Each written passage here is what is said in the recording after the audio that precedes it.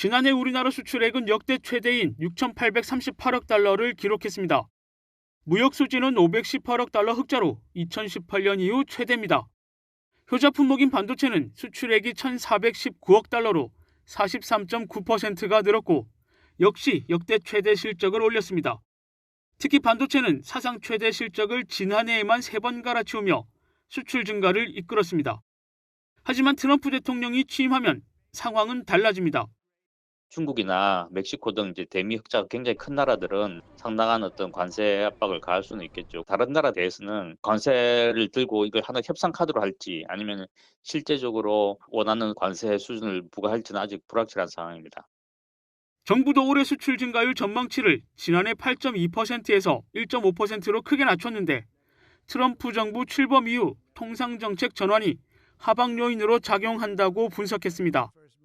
특히 지난해 대미 수출은 1,278억 달러, 무역 수지는 557억 달러 흑자로 역대 최대치를 기록하면서 트럼프 행정부의 통상 압박 대상이 될 가능성도 커졌습니다.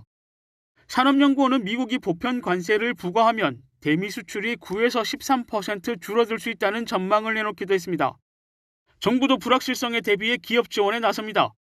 안덕근 산업통상자원부 장관은 이날 수출 현장 점검에서 올해 대외 무역 통상 여건의 불확실성이 계속되고 있다며 수출 기업의 자금 유동성 확보를 위해 360조 원의 무역 금융을 공급하겠다고 밝혔습니다.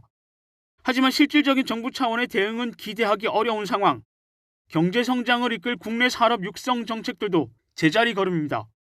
반도체법에 같은 경우에는 초읽기에 들어간 상황이었는데 최근에 조금 전국이 어수선해지면서 그러한 부분들이 다 멈춰 있다고 보시면 되죠.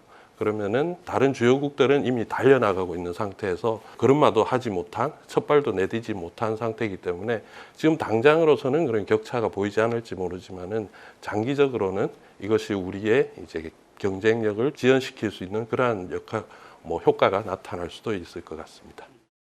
정치 혼란과 리더십 공백이 길어지면서 반도체와 수출 경쟁력을 키우기 위한 골든타임을 놓치는 것은 아닐지 산업계의 우려가 커지고 있습니다. 한국경제TV 이혜곤입니다.